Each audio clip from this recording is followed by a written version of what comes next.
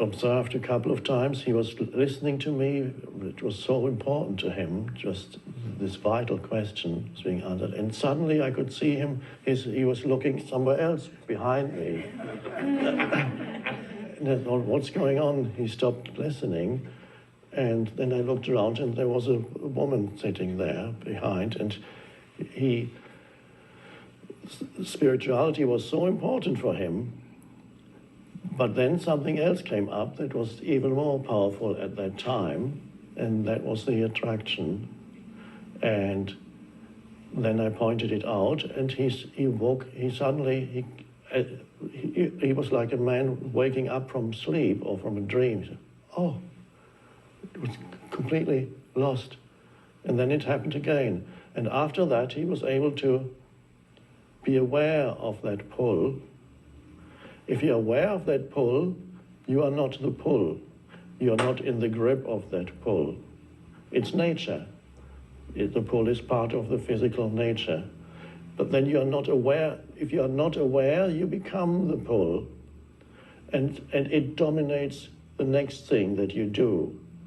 You may run after, or you may try to approach her, or you may lose yourself in fantasizing for the next 30 minutes. All kinds of things happen. If you become the pull becomes action or it becomes thought. So, are you the pull that you can sense, or are you the knower, the one that knows that this is happening? And if you can be the knower, you can allow yourself or your body, your physical organism, to experience whatever is happening at this moment without losing yourself in that. It's a spiritual practice. So I recommend that you go into a place where you're likely to encounter many beautiful women. I don't know where that would be, the beach or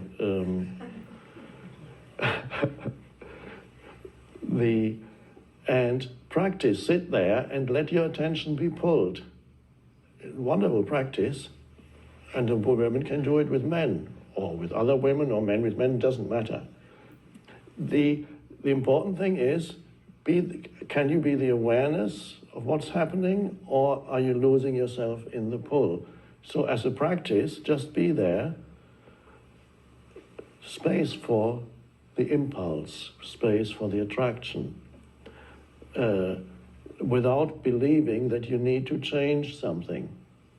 If you suppress it, I don't think it's the most skillful thing to do, to actually say, I must not look, because it's something will build up inside you. It will make it even more powerful. And it will not become obsessive. The awareness will deepen as you practice that. And then you have a choice. There is always a choice. It doesn't mean you cannot act. You can act from the awareness. You can still, if you want to meet someone, you can still approach her and say, I don't know what, nothing comes to mind. That's why I've never done it. What is the importance of conscious sexual energy in our life, in our awakening process, in our spiritual connection, and our evolutionary process as enlightened human beings, as human beings on a path of spiritual growth? And this energy is so vital. I want to talk in this video and give a much clearer understanding of how important it is for people on their awakening process. Now, this is a particularly passionate topic for me because most of my life has been about different aspects of creative energy, of understanding this connection with my own spiritual process. So this is one of my favorite topics because one of the things I feel that is so sad for so many people is that if they want to be in the spiritual community, growing spiritually, awakening, they feel that, a lot of people feel that the sexual part of their life has to be kind of shut down or put on hold, and they look at it as being part of the more animalistic. But it's just like our diet, for example. We use our intuition for our diet, and we start to create a diet that helps our awakening process as well.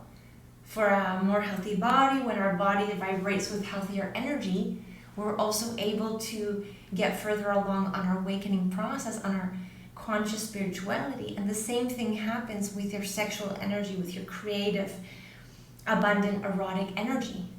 This energy also is part of getting the higher vibrational energy working in your heart center, in your body, to connect with the universal spiritual masculine God energy. So it's just as important, our sexual earthy female energy, the more earthy mother energy. That energy is just as important in our spiritual growth and our connection with life, because we are a human animal in working towards a conscious state of being. So the importance of this spiritual transition, of conscious awakening of our sexual energy or creative energy, because it's very complicated when we talk about it, because if you say sexual energy, a lot of people go, oh, sex, well, that's something, that if you're on a spiritual path, you're not going to be thinking about that.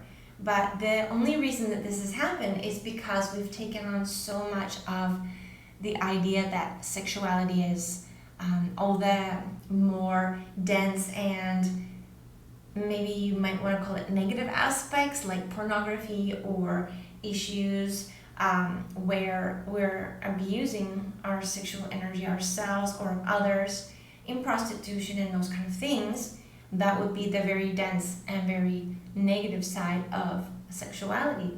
But on the other side, it's just like, it's almost like saying, okay, we have the devil and we have God. We've got this duality of what is our evolutionary process. And the same thing happens with sexual energy. We've got the really dense and really negative side, and then we have this really beautiful, connected and creative, where we're being allowed to co-create in our lives with the universe using our intimate energy. So in this clip from Eckhart Tolle that I started the video with, he talks more about bringing conscious thought and conscious energy into our idea about sexual energy, not being something we just unconsciously, like in this case where he's talking with this young fellow who finds himself being distracted by looking at a woman jogger and getting kind of turned on by that vibe with her. And he's saying to this fellow, don't say, no, that's wrong. Just become aware that you've seen her and she's running and she's attractive, and just bring your mind back into yourself. And then maybe you can, use some of that energy, but take a deep breath and bring it up into your heart center and say, okay, I had some feelings of creative energy, but don't look at it as something that you want to suppress, because when you suppress something, you end up just augmenting it even more. And we do want to augment the creative energy in our body, the creative energy that we're going to use for our life mission. We're going to use this energy. It's a conscious sexual energy that we're going to start to use in a proactive, conscious way, not just that physical feeling of, okay, I have this energy in my body and I need to get to this place of orgasm as quickly as possible so that I feel satisfied, and then it's like as if we've eaten a meal and we were hungry, and then we feel satisfied and then we go on to something else. This is different. We're starting to actually say, okay, well, we need to have this meal will be for us to have energy in order to do these things. We might decide whether or not we're actually going to take it all the way to a physical sexual relationship, or whether we want to experience it, the energy, and some of that energy, once in a while, use it for being creative. Let some of that energy accumulate in your body and rise it up into your heart center. Now, I think this is where a lot of people get really confused about this conscious sexual energy, because conscious means you're becoming aware, and conscious means that you're able to direct the energy. And what happens to a lot of people when they try these different practices in Tantra, and the only thing that Tantra really means is bringing consciousness into your sexuality. So Tantra practice, still I'm seeing a lot of people looking at it very much on a, like, let's get together as a couple and we're both maybe studying yoga and we're going to take a course on Tantra. But I think there's still a lot of missing information because it's still so taboo, it's still so new.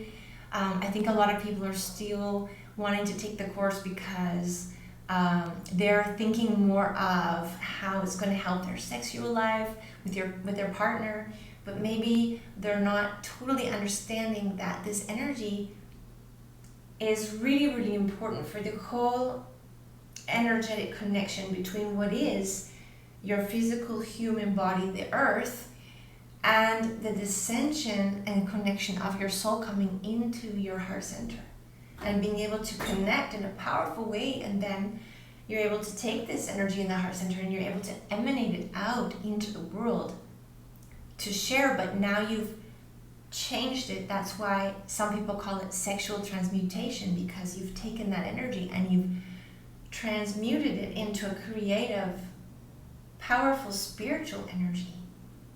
And it's really, really important because so many people are on a spiritual path and they're working through this, I don't want to have bad thoughts, I want to eat a healthy diet, I want, we're going to get all my addictions, my sex life, and all these things all under control. And they're not understanding that they can use that energy for their awakening process in a natural, flowing transition from what is a physical, unconscious human sexuality, a little more animalistic human sexuality, towards a more spiritual conscious energy. And when you are passionate about your life mission and you're living a life of service, you need all the energy you can get. And it's very valid to take moments to enjoy your sexual energy in a physical way, but it's also really important to start using some of that energy little by little. And I think a lot of people, because that energy accumulates in the lower chakras of the body or in the lower sexual organs of the body, and they haven't understood yet how to move that energy, how to direct it with their mind, and how to move it up first into their emotional body, into the solar plexus, and then up into the heart center. And this only happens little by little as you're going through your awakening process, as you learn to breathe. As you learn to breathe in and pull the energy up into your body, as you start actually living a life of passionate service, doing what you love, having a life mission that you love to do, this is when that energy, you start being able to move it. And I think this is one of the problems when you take a course, like a Tantra course for a couple of days, a retreat or something, and people are going and they're trying to have an experience with their partner and they're trying to work with their energy. But it's not something you can just learn to transition in a 3-day weekend seminar. It's something that you really need to spend years working with and adapting. And it starts with, just like Eckhart Tolle said, becoming aware. Starting to become aware of the energy in your body, starting to become aware of your, what do you look at people? When you look at people, do you feel that energy? When you feel that energy, when you look at someone else, do you feel guilty? We have to release all these belief systems. We have to kind of purify that energy a little bit. It can start as a more dense sexual thought, or something more erotic and dense that that really turned me on, and then from there bring it up into the higher vibrations. And as you start vibrating sexually at a higher frequency, that's when you start being able to move the energy in your body to your heart center. And for example, if I'm making this video and I want my expression and my way of talking to be clearer and more concise, and I want my energy to flow, I can just take a deep breath in, pull the energy out through my emotional body, through my heart center, and I just place that energy that I have from my body right here in my throat chakra. Now, as I'm making the video, I can be a little more energized. I can have a little bit more clear vibration. I can transfer the idea of how to use sexual energy in your life and how important it is to really overcome all the ideas and thoughts and feelings of suppressing, of it being bad, of it being negative, because it's like having gold. And yet that gold that you get to use for your life, you get to use this energy for creating, for co-creating, for your manifestation of abundance. And yet, as long as you think it's bad or it's dirty, or you have emotional detonators that you haven't worked through, or belief systems that you haven't worked through from years and years of all the situations that we have in life, from government, religion, family, and all our experiences in our life as well, where we had a partner and they maybe didn't desire us, and then we were rejected, and then we have all these issues. And a lot of people get to further in their lives and they're a little bit older, and they've just decided it's just easier to just totally block all of that, put it to one side, and just live a spiritual life, which is just this universal high energy connection. But it's actually not a complete, all of the complete, fulfilling, abundant, creative energy that you can have in your life. And because of those constructs that you have from past experiences, you're limiting the amount of connection you can have flowing through your body, the amount of the access of illumination, of light that you can create between the connection of this earthy, sexual, feminine energy. It's goes a little bit into some of my videos about the masculine and feminine balance. So it doesn't matter whether you're a guy or a woman, you have feminine energy in your body, you have masculine energy in your body. So I'm not talking about sexuality in that way. I'm talking about the expression of the earthy sexual energy, which is more of that more female energy from the earth, because the female energy from the earth is the creative energy, right? So that's kind of like the more earthy sexual spirituality. And this is why that has been kind of pushed out, because it's been, hundreds of years of issues with our system of spirituality, with religion, where sexuality has been portrayed as something that is bad or wrong, or something to do with the devil. And really, it's the most natural and the most healthy connection to our energy of our body and to the planet. And this is where, if we don't have those masculine and feminine energies in balance, we're limiting our ability to connect, and we're limiting our ability to download higher self into our human body. We're not a human that's going to die. It's not an ascension process where we die and we go to the other side and we ascend. We're a human physical animal with a conscious expression. So if your human physical body isn't activated, you don't have access to that sexual energy in your body, where are you going to get the power and the connection to bring that universal energy down into you and hold it in your heart center? And this is the process that little by little we're starting to understand more and more. It's a very new taboo topic.